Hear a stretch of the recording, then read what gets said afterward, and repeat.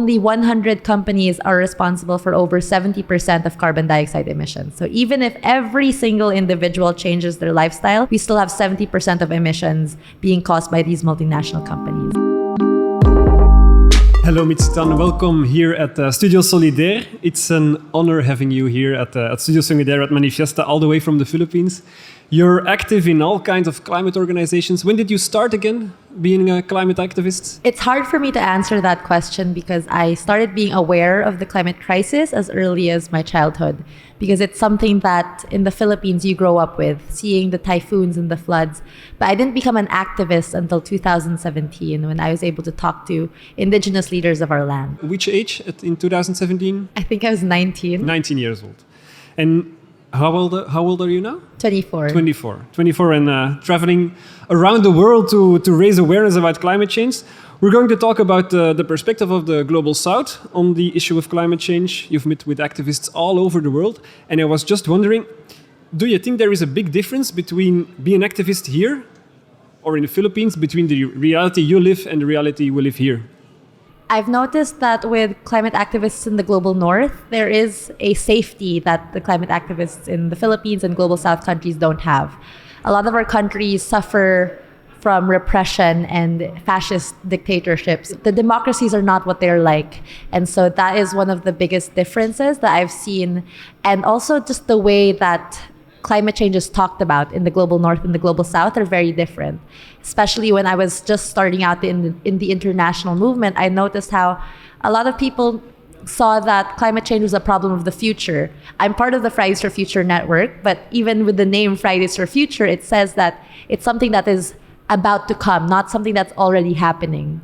Let's start there. It's already happening. We know the Philippines a bit from TV, Typhoon Haiyan, the images of houses ripped apart. Those extreme events, they are happening more and more often. We read it in the news, we know the reports, but how does it impact your life living in the Philippines? I grew up being afraid of drowning in my own bedroom. It's those nights where we had no electricity because of the winds outside, so I had to do my homework by the candlelight. And my story is already such a privileged one.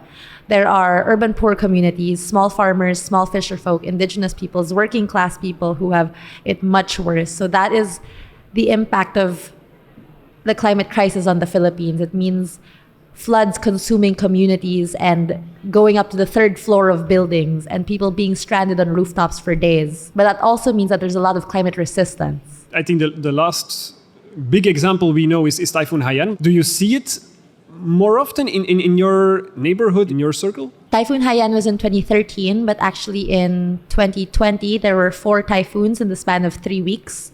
And one of them was a typhoon that was stronger than Typhoon Haiyan.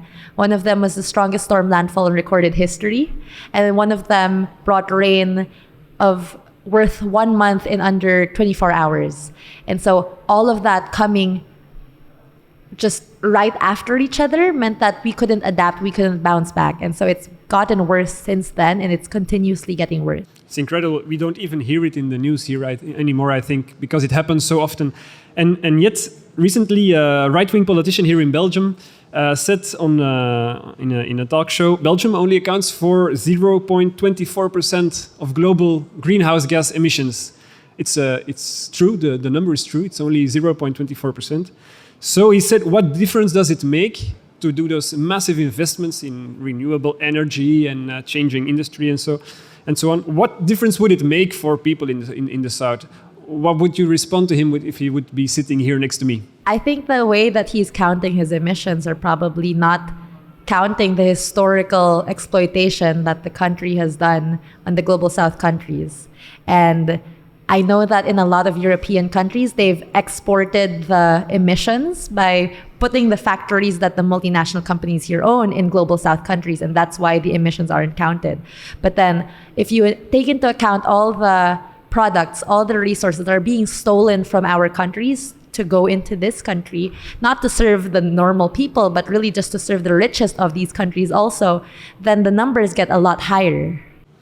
Yes, so you have historical emissions, you have the exportation of emissions, but the question still is, and I think a lot of people struggle with it, you see those consequences of climate change now, it's enormous, but could it have an impact to to do something now to change the way we produce energy or products, would it change your lives in the Philippines? It would change not just the lives of the Philippines, but also to change the lives of people here in Belgium and in Europe. Because even now, people in Europe are also experiencing the climate crisis. And not just the Philippines, but across the world, it's billions of people that are already experiencing it. And so we need to make sure that we have that changes in the way we produce energy, but also that the global north pays reparations for the historical and ongoing exploitation. And that's through climate finance. And a lot of climate finance now is in the form of loans. So that means that our countries go into debt, and we have a debt crisis because of the climate impacts that these countries have caused. And so there's a mismatch there, and that has to be changed. And how would you solve it then? Debt cancellation is one crucial step, especially during the time of the pandemic, especially debt that was for climate finance and climate impacts rather. And something that global north countries promised back in 2009 is that they would give $100 billion US per year. And that's so small, and they still haven't been able to do it. And there's also a lot of talks about technology transfer. So not just money, but technology. How would it help a country like the Philippines? Technology transfer is so important because, as a concrete example, in the Philippines, the tip of this pen, we can't even produce it. We have all the minerals to do it, but then we don't have the machines and the industries to have the final product because our country has been deliberately stunted so that we wouldn't develop, so that global north countries can continuously take the cheap resources and our cheap labor, and we remain dependent on them. You have been living, like you said, with the consequences of climate change all your life. And then you said, I became active in climate activism when I meted some indigenous people in the Philippines. Can you tell me a bit more about that? In 2017, I was able to talk to a Lumad indigenous leader. He didn't tell me his name because the Philippines is one of the most dangerous countries in the world for environmental defenders and activists. He told me about how they are being harassed and displaced and militarized and killed for protecting the planet. Then so simply, he shrugged and chuckled. He laughed and said, that's why we have no choice but to fight back.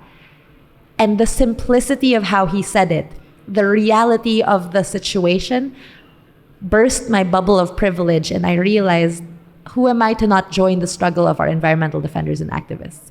And I realized that at this point, none of us have a choice but to fight back. This is our planet.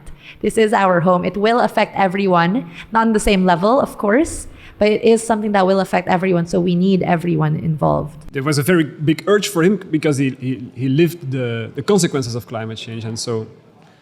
Okay, and you said it's very, very dangerous being an activist in the Philippines. What are the risks? Because here in Belgium, when we say it's risky, it means you can stay one night in jail or something. But what does it mean in the Philippines? In the Philippines, it means that if you get arrested, we have to follow the police car to make sure that they bring you to the precinct, because sometimes you disappear. Before 2020, this has already been happening, but in 2020, a law called the anti-terror law was passed, which means that something as simple as system change, not climate change, can make you a terrorist. And that means you can be under surveillance for 90 days without you knowing. You can be picked up without a warrant, and you can be disappeared. And that is one of the reasons why it's so dangerous. And then it's gotten even more dangerous now because our new president, Marcos, is the son of the dictator from 50 years ago, who was the most dangerous for activists, environmental defenders, and has had the highest killings of people in general of the Philippines. And now that fascist dictatorship family is back in power through cheating and disinformation to the people. And do you have friends or colleagues or people around you that have been affected by this? Earlier this year, a good friend who helped me realize that I wanted to be a full-time activist was killed. He was a volunteer teacher to the indigenous peoples and an environmental defender. His name was Chad Book. And the government said that he is a terrorist, a part of the rebel army. And so they killed him. That's really sorry. I'm really sorry to hear. Maybe could you tell me a bit more about, you said you're a full-time climate activist. What does it mean? What do you do full-time then? Because you can't be marching full-time, I imagine. Yes. That's actually one of the things that I want to break down about the image of activism, because a lot of people think that it's the protests, the talks, the conferences, but a lot of it is actually really boring Zoom meetings or reading graphs and papers. But my favorite part of it is talking to people, organizing people, because I think more than campaigning and mobilizing, we have to make sure that people be part of the movement, that we organize so that people become part of a collective and we get stronger together. The solidarity and the unity becomes more than just about issues, but about people. And I can imagine that it's not easy to organize people around an issue like climate change, which is, although it is very concrete in the reality, we have poverty, we have work or not having work. There's a lot of problems for people. How do you arrive to organize people around the specific issue of climate change? Good question. I'm still trying to figure it out. No, I'm kidding. Something that I noticed is that because there's a lack of climate change awareness and empowering education, people don't realize that poverty, food security, work, it's connected to the climate crisis. And so what we do a lot is connecting with the unions, with the urban poor rights organizers, with the fisher folk, with the farmers, and then learning from them and seeing how our climate campaign can help their campaigns. We stand in solidarity with them because the climate change issue can fall under everything. We're the ones who goes to them and adjusts to them. And is it also because in Belgium, in Europe in general, I think it's mostly youth who are the energizing factor in the climate movement, especially since 2019. Is it the same in the Philippines? It is the same in the Philippines, where the climate movement is mostly youth, but then we work a lot with our environmental defenders, who are the farmers, the fisher folk, and they have elders, they have older people in there. And I think that it's important to recognize that intergenerational aspect of it, so that the older people, they have to be involved, right? Because it's not the older generation's fault. It's the very specific 1% of the older generation that's at fault. Can you elaborate that a bit more? Who is the responsible then if it's not the elder people? Because we hear that a lot from young people. The old people, they fucked up and now we have to clean up the mess. Who is responsible then? Because it's not the old people. The older working class didn't cause the climate crisis. It's the multinational companies. It's the fossil fuel industries. It's the global north government, not everyone. It's the lack of political will that's causing the climate crisis. That's causing not just the climate crisis, but really the capitalist system that's brought us to the climate crisis. And that has to be changed in order to solve climate crisis. And is that also why, because I looked in your social media in interviews you did earlier on, I saw you put a strong emphasis on the fact that changing individual behavior will not be enough. I think that's because you say it's linked to the system then. Yeah, I know in Belgium there are big groups that talk a lot about individual lifestyle change being the solution to the climate crisis, but only 100 companies are responsible for over 70% of carbon dioxide emissions. So even if every single individual changes their lifestyle, we still have 70% of emissions being caused by these multinational companies. And individual lifestyle change isn't accessible to everyone because it's expensive to live a life like that. And so that is what we need to change. For example, in the Philippines, because here we have more luxury, more wealth, and it's easier, not for everyone, but it's easier for some people to make other changes in life. I imagine it's different in the Philippines. To have a zero waste lifestyle, to be vegan or to be vegetarian, it's very difficult because there's not a lot of opportunities and choices. But it also means that if you do have the privilege, if the opportunity is there, you should take it. Individual lifestyle change can help, but it's like 0.1% of help. Because I saw you had a refillable bottle with you. In 2019, you founded Fridays for Future. In the Philippines. Co-founded it in the Philippines, of course. It was a time of the big climate strikes all over the world. How did it look like in your country in 2019? People didn't know what the climate crisis was. A lot of people thought it was just a science subject. Didn't realize that what we were already experiencing as a community, as a country, was the climate crisis. There were a lot of misconceptions. We talked to a lot of students. Some of them said that it's oxygen that's causing the climate crisis. There's a lot of misinformation. And so that is what we had to really work on and change. And we couldn't even use the name Fridays for Future because no one knew who it was. That's why our name was Youth Advocates for Climate Action Philippines, because we needed the word climate in it so that people would understand. Okay.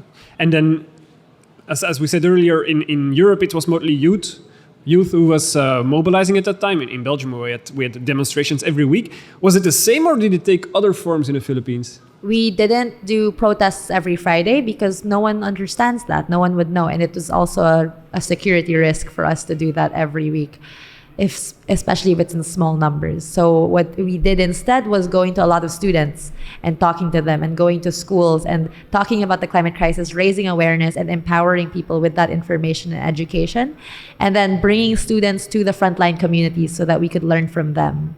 So it's much more has been much more an educational movement than the mobilizing movement we have seen here. In the beginning, it was that. And then once people were educated, that's when we would mobilize. So it was let's say, in a month, 3 weeks of educating, and then at the end of the month, mobilizing. And then you did a big march and still arrived to have people there, or yes, okay. So as I said, we also had quite an enormous climate movement in Belgium. We had school strikes every week. We had tens of thousands of people in the street every week. And although it had impact, it didn't really change climate policy. It's not that we're saving the climate now. It made a few people conclude that mass mobilization doesn't work. And they shifted towards we have to take more actions of civil disobedience. And so you see it in London, people gluing themselves to the subway and stuff like that. What's your opinion on the matter? How do you see it? I think it depends on the country and the understanding of people. Civil disobedience, I find that such a difficult term because for us, a banner drop is a civil disobedience. A protest on the street could be civil disobedience in the Philippines. So I've never really understood the concept of it. And I don't really understand the concept of deliberately being arrested because it's not the reality in the Philippines. But if it works here, then it works. But my question is, in the mass mobilizations, were there concrete demands? That's one of the problems I think there were. In 2019 we had elections in May, and so a big part of the movement focused themselves on we need a green government, and in the end the Greens didn't win, and so they were disappointed. Then they shifted and wanted a climate law. One climate law would solve it all.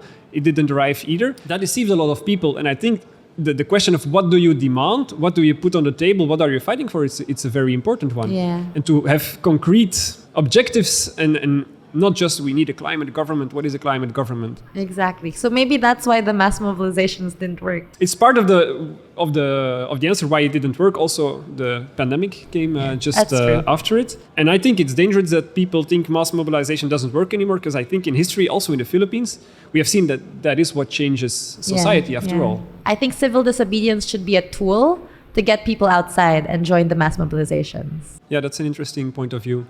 Because the problem is if all activists focus on the acts of civil disobedience, there's no one left to organize the masses. Exactly. And it's difficult to... How will people join you and how will you grow? Exactly. Another question, alongside the climate crisis, there's now also the energy crisis sweeping the globe.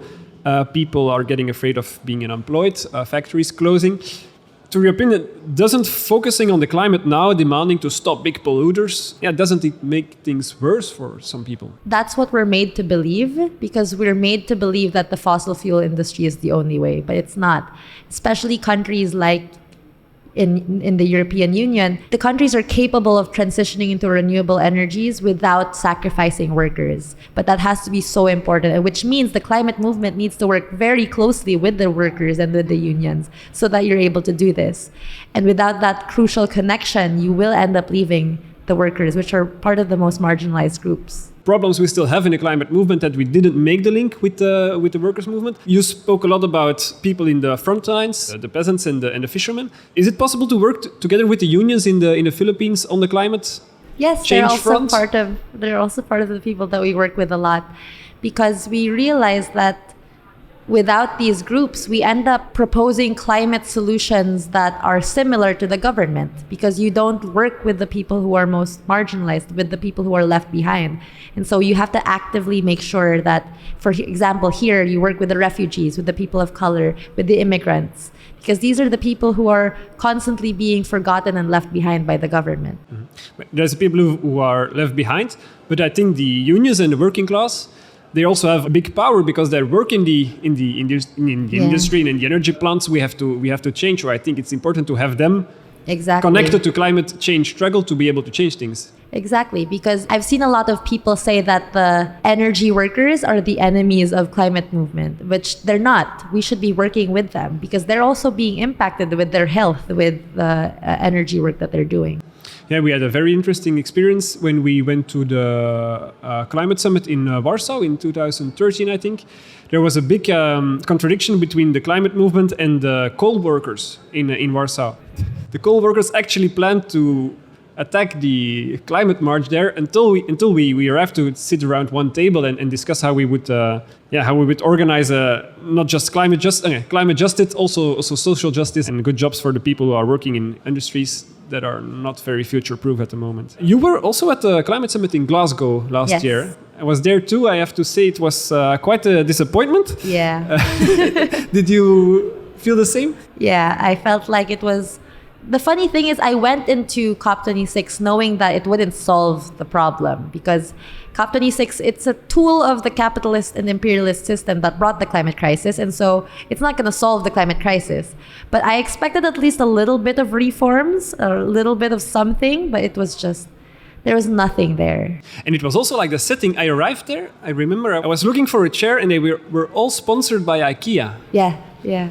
And then there was a... The fossil fuel companies. All the fossil fuel companies sponsoring the summit, and I was like, "What am I doing? What am I doing?" So I got out to the climate march. How do you see the interaction between the climate movement and those summits? Because in the end, it's there where world leaders are around the table. I think the UN climate summits are crucial pressure points to, one, move leaders, but also for the public opinion to change, because that is when media is looking, that is when everyone is looking. And so we need that critical mass opinion to change so that people care about the climate crisis and understand it. And so it is, for me, a tool to get more reforms, but also to educate more people so that they mobilize and that they organize. It's a moment in the year you can work around to organize, educate. Exactly. Because we have a manifestation here, the 23rd of October, but I think it's just before the summit in Sharm el-Sheikh. I think it is in Egypt, so important to be there.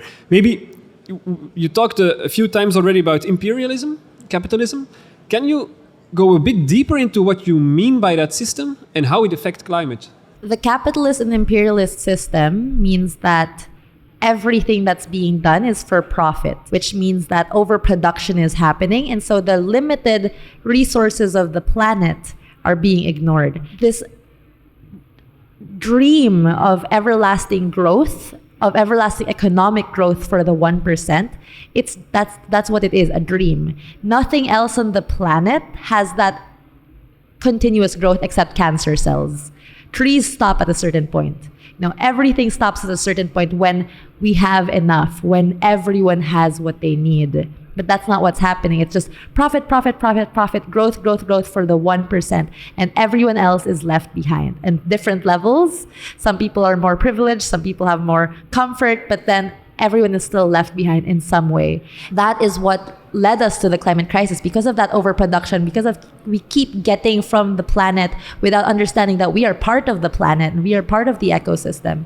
And a very concrete example is how the US military is one of the biggest polluters and contributors to the climate crisis. Excluded in the international treaties. In the international treaties, they're not counted. And what do? They invade countries for oil, which is the fossil fuel industry. And that's what you mean with imperialism then? Exactly. And a concrete example also with imperialism and is how the EU has a comprehensive agrarian program, which lots of things happening in there, but the imperialism part is how, because of the program, there are tax subsidies, and so the African farmers, they suffer.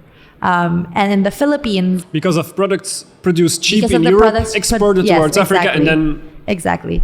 And it's similar in the Philippines, where when there are typhoons, the US and European countries have given foreign aid, and in exchange, there are neoliberal policies that are passed. Even if a typhoon passes, they give aid, and you have to change policies. They give aid so that we change our policies. And then you have to raise retirement age and Exactly. stuff like that. I was scrolling through your Instagram page on my way here, and I saw you posted this quote. I quote, "At the risk of seeming ridiculous, let me say that a true revolutionary is guided by great feelings of love."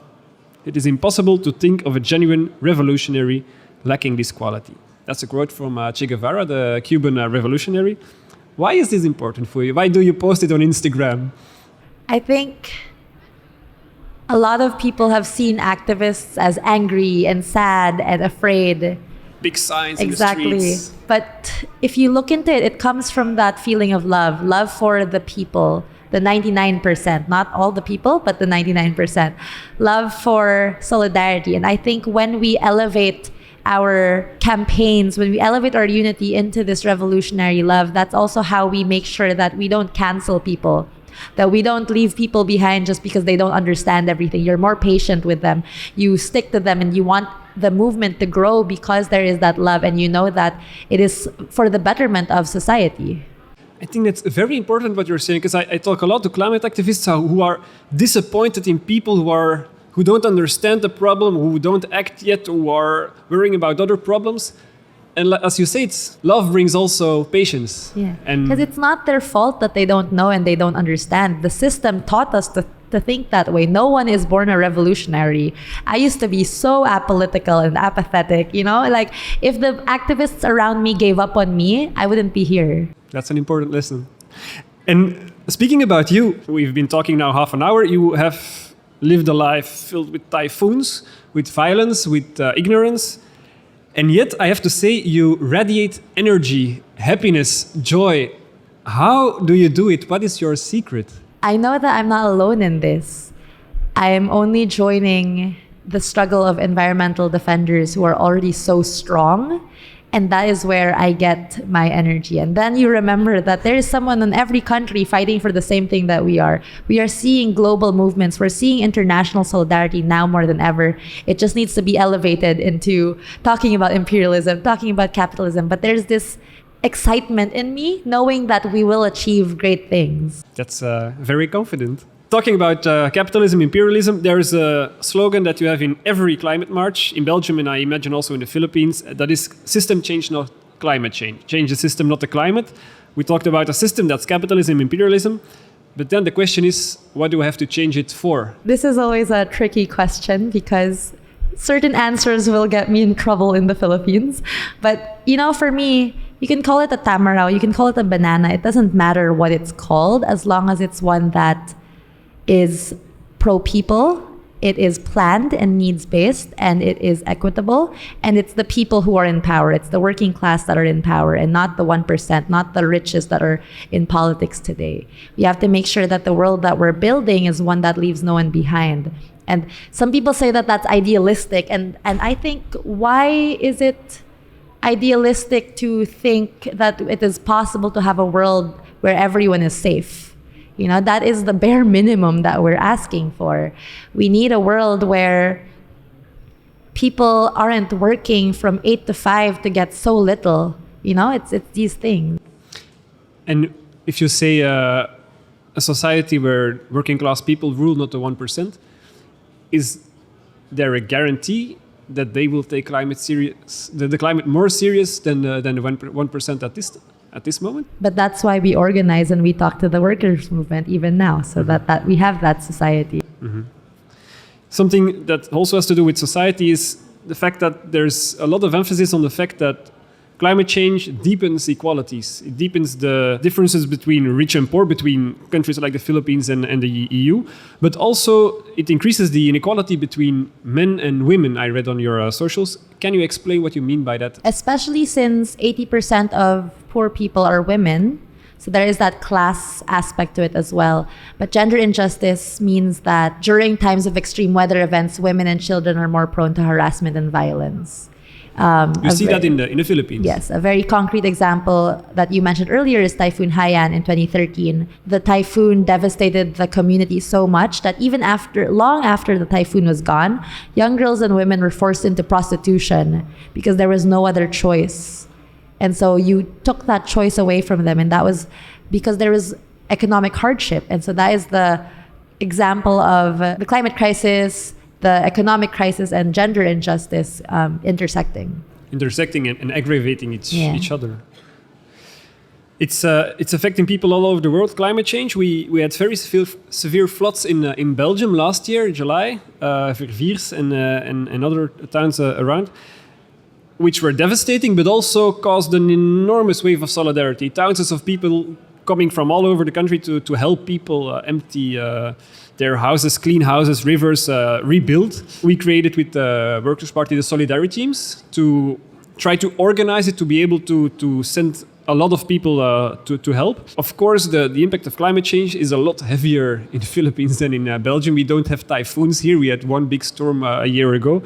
But do you have the same kind of solidarity initiatives there? We have this term called bayanihan, which means for the greater good.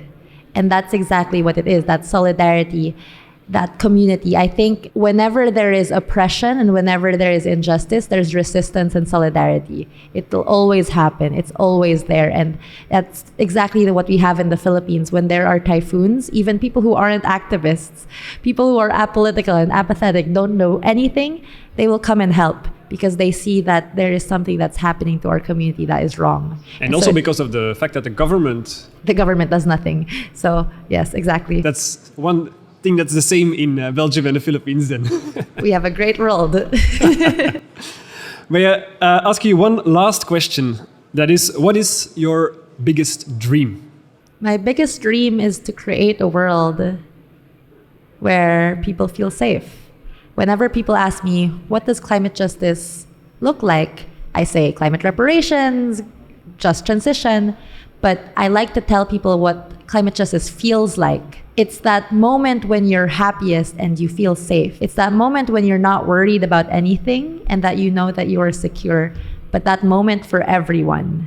It means a world where there is no injustice. And it's not just a dream, it is like something that will happen. Not through me, but through collective action, led by the most marginalized people. Thanks a lot, Mitzi Tan. Thank you so much.